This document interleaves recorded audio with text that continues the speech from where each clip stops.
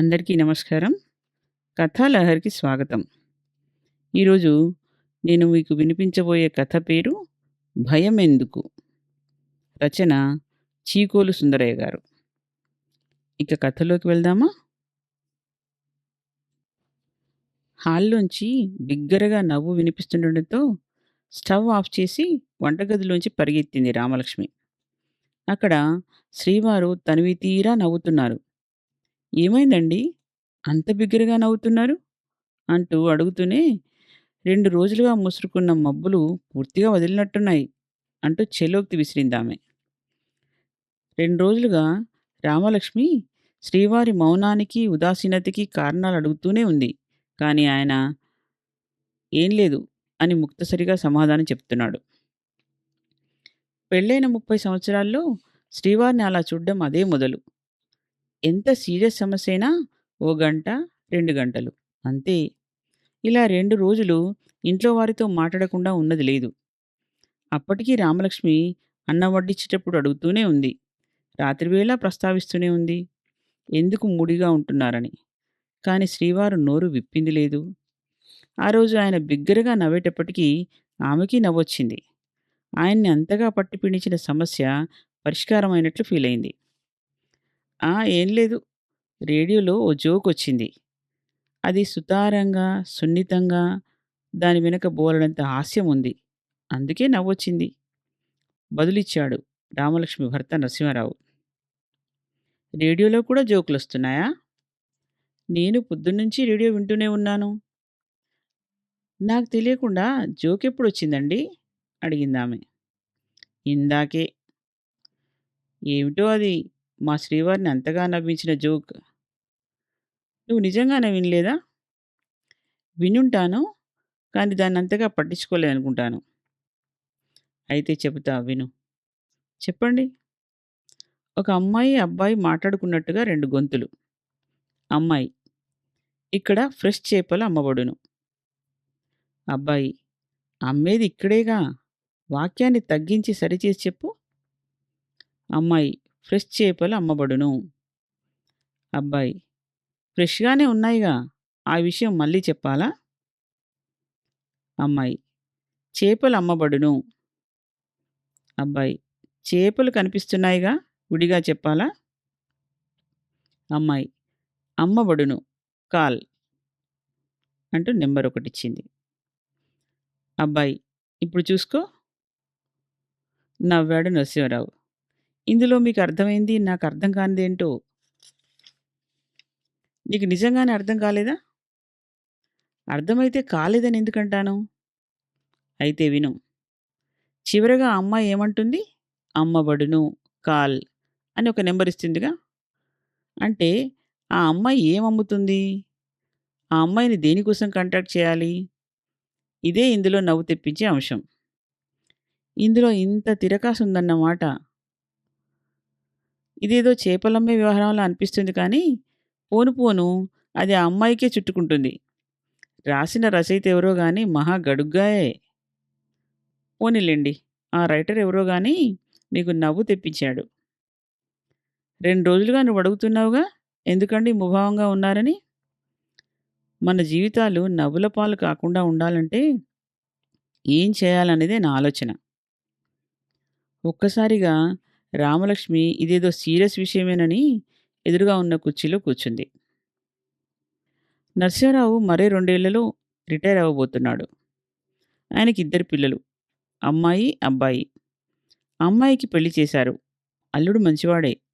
ఇద్దరూ చిలకా గోరింకల్లా ఉంటారు. వాళ్ళు అలహాబాదులో ఉంటారు. వారికి 2 పిల్లలు. అక్కడే సెంట్రల్ స్కూల్‌లో చదువుతున్నారు. కొడుకుకి అంతగా చదువు అబ్బలేదు. దాంతో ల్యాబ్ టెక్నీషియన్ కోర్స్ చేయించాడు. రేడియోగ్రాఫర్‌గా అవకాశం రావడంతో దుబాయ్‌లో ఉంటున్నాడు. అబ్బాయికి పెళ్లి చేయడానికి ప్రయత్నిస్తూనే ఉన్నాడు. కానీ అబ్బాయే గ్రీన్ సిగ్నల్ ఇవ్వడం లేదు. నరసింహారావును వేధిస్తున్న సమస్య ఆయన భార్యకు సంబంధించిందే. అది 30 ఏళ్ల నాటి మాట. నరసింహారావు పీజీలో చేరినప్పటి నుంచి అందరిలాగే ఉద్యోగ వేట మొదలుపెట్టాడు. బ్యాంకు పరీక్షలు, రాష్ట్ర పబ్లిక్ సర్వీస్ కమిషన్ పరీక్షలు, యూపీఎస్సీ పరీక్షలు, స్టాఫ్ సెలక్షన్ కమిషన్ పరీక్షలు, జీవిత బీమా నిర్వహించే పరీక్షలు, ఇలా ఏ ప్రకటన వెలువడినా వెంటనే అప్లై చేశాడు. ఎంఏ తొలి సంవత్సరంలో రాసిన ఈ పరీక్షా ఫలితాలు రెండో సంవత్సరంలో ఉండగా వెలువడ్డాయి. ఉద్యోగం వస్తుందన్న నమ్మకం కలిగింది. ఆ నమ్మకం వమ్ము కాకుండా ఎల్ఐసిలో ఉద్యోగం వచ్చింది. అటు పీజీ పూర్తయి సర్టిఫికేట్ చేతిలో పడింది. ఉద్యోగంలో చేరమని ఉత్తర్వులు దాదాపు అదే సమయంలో వచ్చాయి. బ్యాంకు ఫలితాలు కూడా వచ్చాయి.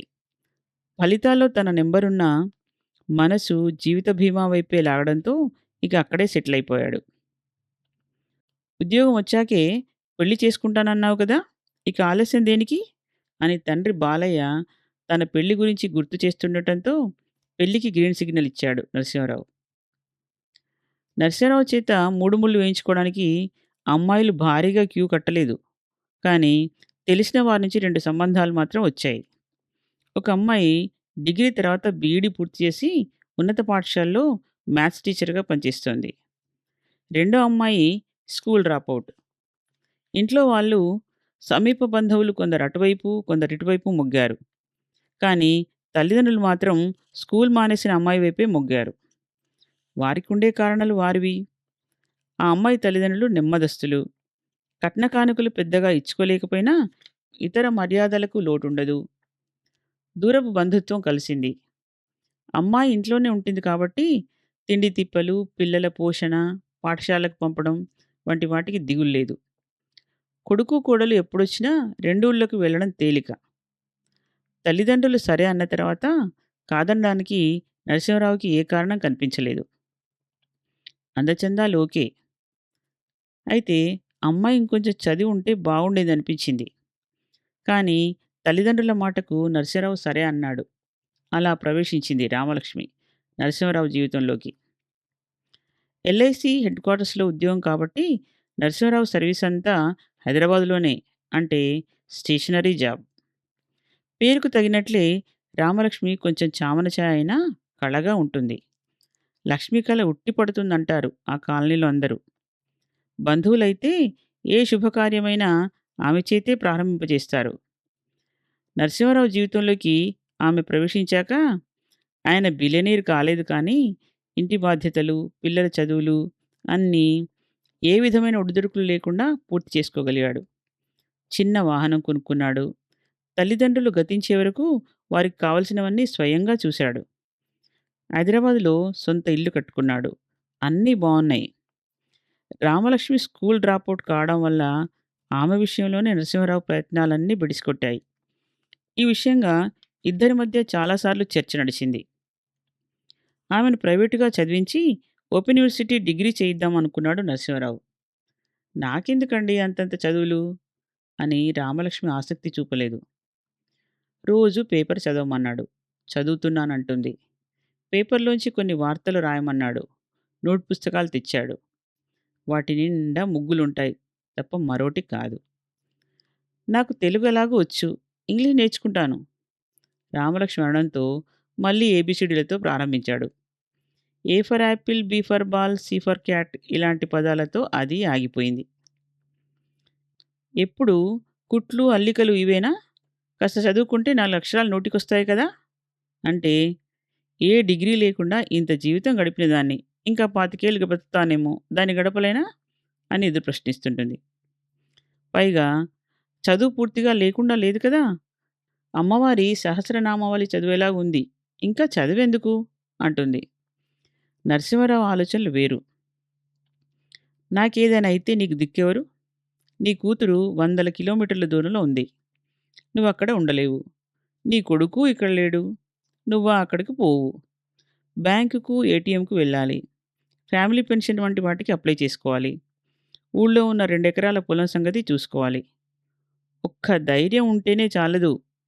కాస్త అక్షరజ్ఞానం ఉండాలి అంటాడు నరసింహారావు.